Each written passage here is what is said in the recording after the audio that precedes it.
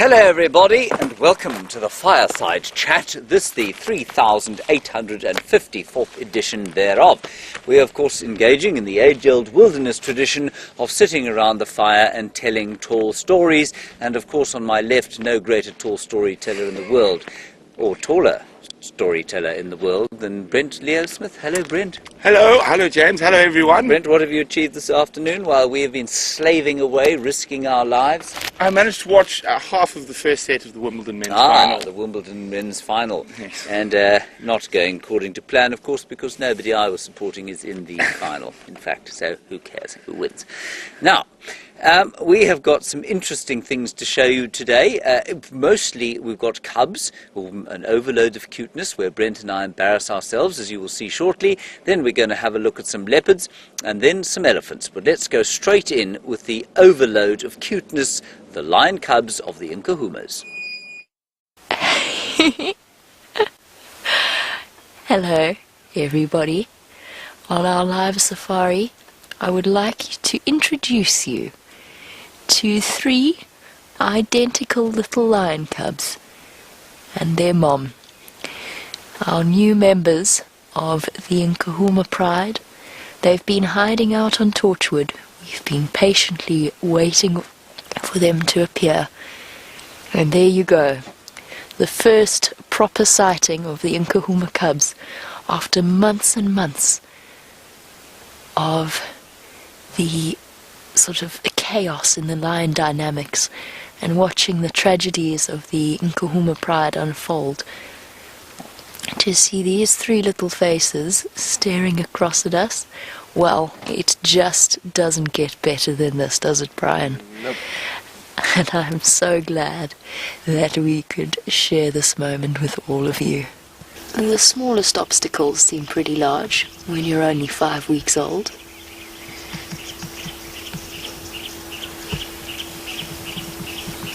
Look at how spotted they still are. Whoops!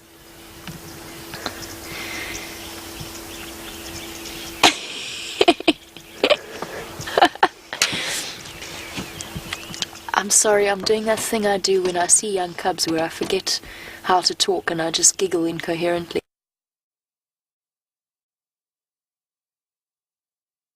Not sure what happened there, everybody, but here we are, and to my starboard side, Jamie, the lion hunting, cubbing, finding person thing. Would you like to go through your emotions when you first saw those cubs, and try not to giggle like Brent and I did? It's a struggle. There's just something about that moment that renders us all completely incoherent, and it's not just me, but we all 3 of us did it. In fact, we really genuinely couldn't contain ourselves in that excitement, and I think it's the emotional investment that we've had in this pride, watching from start to finish in a way this chapter of their lives. To see them in that moment was incredible.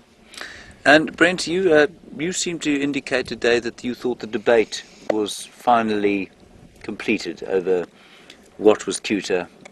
Oh yes, no, it's definitely. It's the delectable little monsters. It is, the delectable monsters. I Yes. never thought I'd hear that come out of Brent Leo Smith's mouth.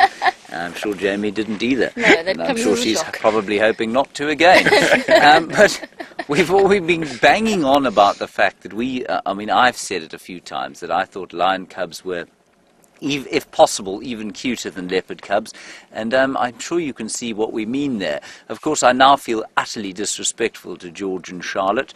You can see Brent recoiling visibly as I said those names. Ha ha ha ha.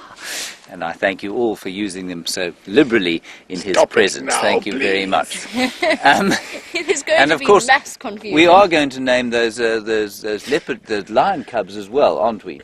We are? Yes, we are. They're going to be called Kirsten, Jerry and Louise. Well, I was going to go with Lion 1, 2 and 3 myself. Yeah, no, but Kirsten, Jerry and Louise are much better, and because Jerry is a kind of generic name, could be Gerald or Geraldine.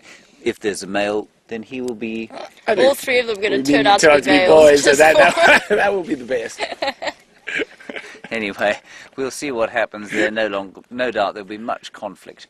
Okay, so that was the lion cubs, the cuteness overload, those spotty little delectable wonders, as Brent sort of puts it.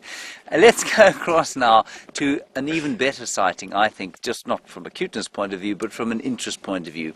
2 male leopards establishing themselves in the world. Have a look at this. This is more than a nice surprise. This is behavior you don't see often now. That is quarantine. And if you listen really carefully, you can hear a low growl. Now, that is quarantine. And about 40 meters away is Tingana.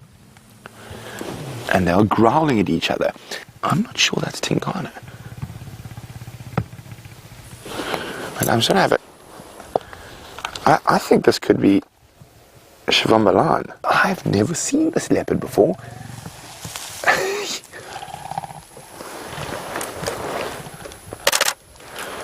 There he comes. Oh, now this is going to be interesting. This is going to be very interesting. How is Quarantine going to react? Is he going to stand up to the challenge, or is he going to skedaddle? Look at that. Oh, Mr. Q is taking his cue, but he's trying not to move too fast. He's like, I'm not actually moving away from you. I just felt like getting up. So that was really, really fascinating. And it's not often you see males of that age compete like that. I've seen lots of older males, sort of 8, 9 years old in those sort of tussles.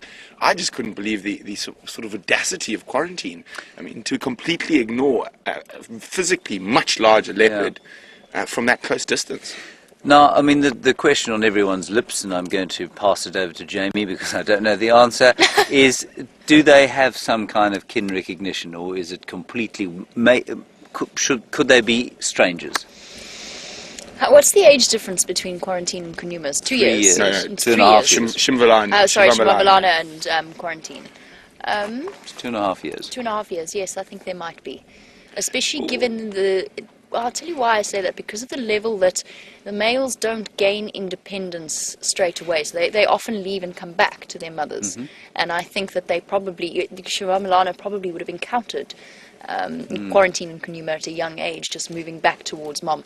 Brent's going to disagree. I don't know. I don't really know the answer. That's just my feeling on it. I'll tell you why Brent's going to disagree once he's disagreed. Okay, go for it. No, I think you should go first. Because otherwise you're going to claim to be right either way. No, I'm not. I have no idea. What do you think? I don't know. There was some fresh scarring on their faces. Mm-hmm. And I think that had been going on a lot longer than we were there. And so you think they had physical contact? I think so. There was a fresh cut under Shivambalan's eye that was from that day, and Quarantine also had some relatively fresh scars, which I only saw afterwards when we looked at the clips and when I looked back at the footage. And I don't know, Shivambalan was reasonably upset, but Quarantine's is a big 4-year-old male leopard. So I don't know.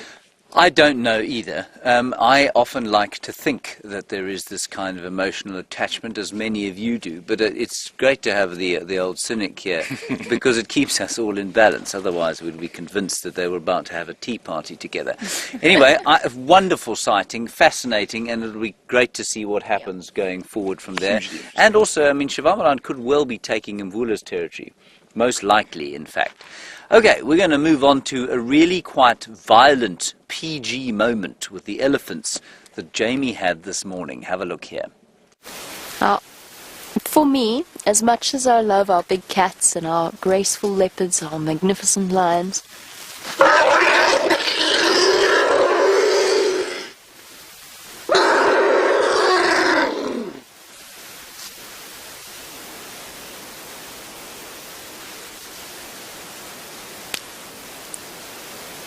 okay. So, those of you who have always wondered about the vocalizations of other elephants and have heard those sorts of sounds before, and we've often spoken about, oh shame, the little one's actually a bit concerned. It's all right, Benjamin. It'll be fine. Well, I didn't have that particular interaction, but we did see young Benjamin this morning, and at least this afternoon. Wonderful sighting that Brian and I had. Looks like he's had those hair plugs put into the top of his head, don't you think? He's the most amazing-looking baby elephant I think I've ever seen. And amazing not in terms of his good looks. No, I wouldn't describe him as a good... He's very cute. Yes. But Benjamin Button, I think, describes him perfectly. It is a very well-chosen name by Aqua. Now, what we did want to talk about, sorry. Dogs barking. Very odd. Don't know what's going on. That wasn't what I was expecting, but neither was that attack by the female elephant. It took me completely by surprise. My thoughts, I was on my way to answering a question about whether or not elephants are sentient, at which point she then turned around and pinned the young bull to the ground, which I said, initially I thought it was a cow just because it happened so fast, but looking back it is a bull. And I have no idea what provoked it, because he wasn't on top of her or the baby. The baby was on the other side of her. I think it happens a lot. For me, there are two questions there. For me, the first question is there some kind of discussion going on between them that we're not aware of? And even Cynic here is nodding, so it must be true. And secondly, were they related? Why did that youngster then follow the bashed up bull again? Why did he follow him? What do you think? Maybe he wanted him to get another hiding. Blaming him. Yes. No, I don't know. It's very interesting. And I think, we hear those type of sounds all night and all over the place. And I've seen often female elephants hit those young bulls, but I've never, I think that where the road was and just he happened to trip, maybe that's why she got on top of him. But I definitely think there was communication we can't hear. They have so many low rumbles that are far beyond what we can hear. Yeah. Maybe he cheeked her.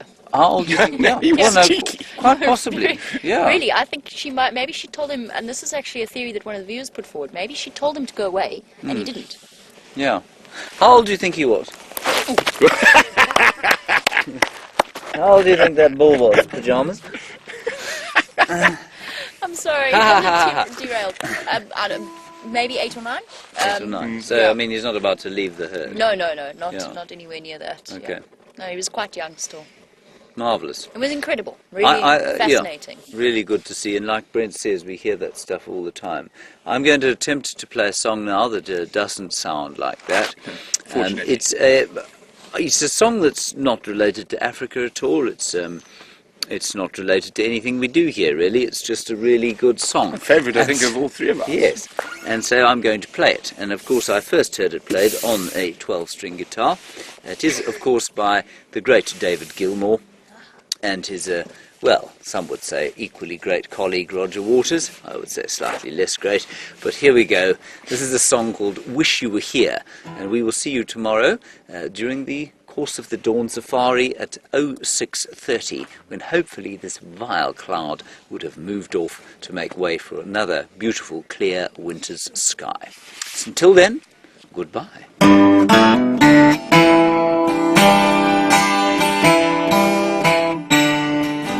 Feel free to sing along, Brent. I shall. Jamie sang when I did the last one. She has a beautiful voice. I don't. I've been led to believe that you don't. Yes.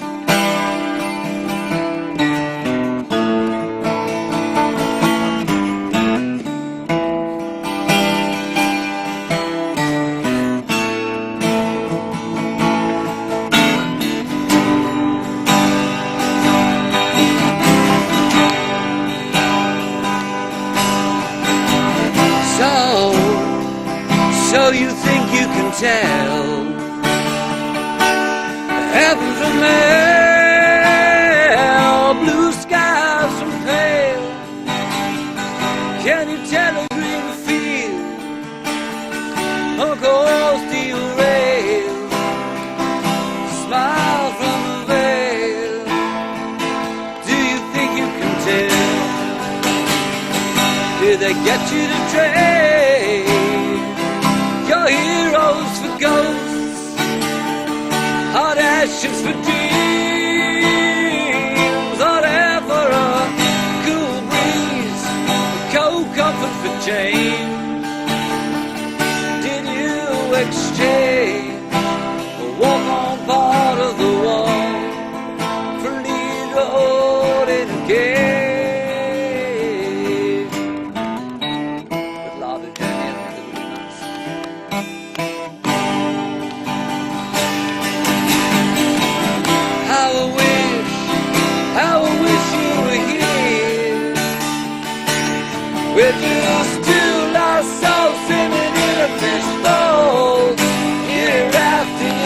Good night.